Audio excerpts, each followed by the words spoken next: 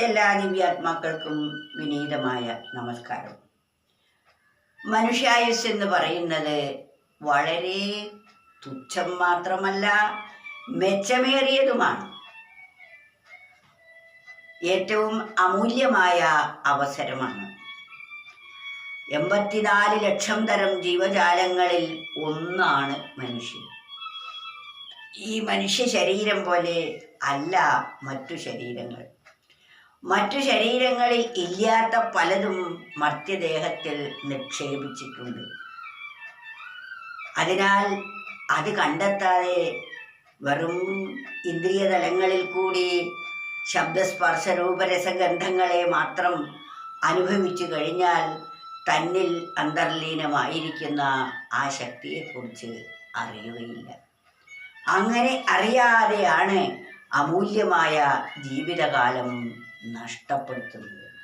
അതിനാൽ ഒരു കവി നമ്മോട് പറയുകയാണ്, ആയുസ്സൊരാൾക്കെത്ര തുച്ഛം, അതിൻ മൂല്യമോർത്താലെത്ര മെച്ചം, നേടുന്നതിത്തിരി നേടാനൊരൊത്തിരി, ആശകൾ എത്രയോ മിച്ചം.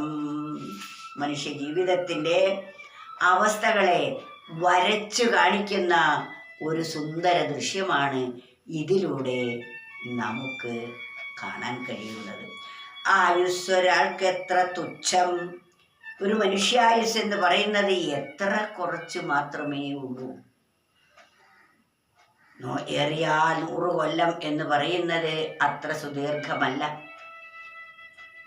ഇന്നും നാളെയുമായി മിന്നൽ പുണർ പോലെ ബാല്യം, കൗമാരം, യൗവനം, വാർദ്ധക്യം ഇവയിലേക്ക് പ്രവേശിക്കുന്നത് നമ്മുടെ കഴിഞ്ഞ കാലത്തേക്കൊന്ന് തിരിഞ്ഞു നോക്കിയാൽ നമുക്ക് കാണാൻ കഴിയുമല്ലോ. എത്ര പെട്ടെന്നാണ് ഈ കാലം കഴിഞ്ഞു പോയത് എന്ന്. അതുപോലെ നമ്മുടെ മനുഷ്യ ആയുസ് എന്ന് പറയുന്നത് എത്രയോ നിസാരമാണ്. പക്ഷേ ഈ മനുഷ്യ ജന്മത്തിൻ്റെ മഹത്വം അത്ര നിസാരമല്ല. അതാണ് ആയുസ്സൊരാൾക്കെത്ര തുച്ഛം, അതിൻ മൂല്യമോർത്താലെത്ര മെച്ചം. ഈ അല്പമായ ഈ ആയുഷ്കാലത്തിൻ്റെ വില നാം നോക്കുമ്പോൾ അതെത്രയോ വിലപ്പെട്ടതാണ്, അമൂല്യമാണത്. അതുകൊണ്ട് നമുക്ക് കിട്ടിയിരിക്കുന്ന ഈ അവസരത്തെ നാം വേണ്ടതുപോലെ വിനിയോഗിക്കേണ്ടതാണ്. ആയുസ്സൊരാൾക്കെത്ര തുച്ഛം, അതിൻ മൂല്യമോർത്താലെത്ര മെച്ചം. അതിൻ്റെ വില നോക്കുമ്പോൾ അതെത്ര മെച്ചമാണ്. നേടുന്നതിത്തിരി. ഈ ആയുഷ്കാലത്തിൽ നമ്മൾ നേടുന്നത് വളരെ കുറച്ചു മാത്രം. നേടാനൊരൊത്തിരി. ഇനി നേടുന്നത് വളരെ കുറച്ച് മാത്രം. ഇനിയും ആഗ്രഹങ്ങൾ ആകാശത്തോളം മുട്ടെ, ഇനിയും അതും ഇതും ആയിട്ട് അനവധി നേടാനുമുണ്ട്. പക്ഷേ ഈ ആഗ്രഹങ്ങളുടെ ആ സമാഹാരങ്ങൾക്ക് തൃപ്തിപ്പെടുത്താൻ പറ്റാതെ ആയുഷ്കാലം തീർന്നു പോകുന്നു. ഈ മനുഷ്യജന്മത്തിൻ്റെ മഹത്വം അറിയാൻ ഒട്ട് സാധിക്കുന്നുമില്ല. ഇതാണ് ഓരോ മനുഷ്യൻ്റെയും അവസ്ഥ. ഈ ദയനീയമായ അവസ്ഥയിൽ നിന്നും നമുക്ക് മോചനം നേടണമെങ്കിൽ നമ്മുടെ അല്പമായ ആയുഷ്കാലം നാം മഹത്തായ രീതിയിൽ വിനിയോഗിക്കണം. മഹത് കാര്യങ്ങൾക്ക് വേണ്ടി മഹത്തായ സമയത്തെ വിനിയോഗിച്ചാൽ നമുക്ക് കൃതാർത്ഥത മാത്രമേ ഉണ്ടാവുകയുള്ളൂ. അപ്പോൾ മാത്രമാണ് നമ്മുടെ ജന്മം സഫലമാവുന്നത്. ജീവിതം സഫലമായി തീരണമെങ്കിൽ അത് വിനിയോഗിക്കേണ്ട വിധം വിനിയോഗിക്കണം. അതിനാണ് നമുക്ക് ഈശ്വരൻ വിവേകം തന്നിരിക്കുന്നത്, ബുദ്ധി തന്നിരിക്കുന്നത്. മറ്റു ജീവികൾക്കെല്ലാം ഇണയും ഇരയും ഊണും മാത്രമാണ്.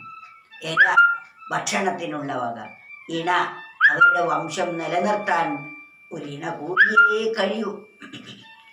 എന്നാൽ അതിനൊട്ടും ബുദ്ധിയുടെ ആവശ്യമില്ല. എന്നാൽ സത്തും അസത്തും വേർതിരിച്ച് സത്തിനെ സ്വീകരിക്കാൻ വിവേകം വേണം, തിരിച്ചറിവ് വേണം. ആ തിരിച്ചറിവ് നേടാനുള്ള പ്രാപ്തി മനുഷ്യന് മാത്രമേ ഈശ്വരൻ തന്നിട്ടുള്ളൂ. മനുഷ്യേതര ജീവികളെല്ലാം തന്നെ ഊണും ഉറക്കത്തിലും കഴിയുന്നു. തമോ ഗുണമാണ് അവരിൽ ഏറ്റവും അധികം പ്രകടമാകുന്നത്. പിന്നെ തൻ്റെ ആഹാരം സമ്പാദിക്കാനുള്ള, തൻ്റെ ഇണയെ കീഴടക്കാനുള്ള രജോ ഗുണം കൂടി അവരിലുണ്ട്. ഒട്ടും സത്വഗുണം അവരിൽ ശേഷിക്കുന്നില്ല. എന്നാൽ സത്വഗുണ സമ്പന്നരാവാൻ കഴിയുന്നത് മനുഷ്യർക്ക് മാത്രമാണ്. ഈ സത്വഗുണത്തെ നാം വളർത്തി ആ പരമമായ സത്തിലേക്ക് നീങ്ങേണ്ട അവസ്ഥ നമ്മളിൽ ഓരോരുത്തരിലും നിക്ഷിപ്തമാണ്. അതിനുവേണ്ടി ആയിരിക്കണം നമ്മുടെ ഓരോ സെക്കൻഡും വിനിയോഗിക്കേണ്ടത്.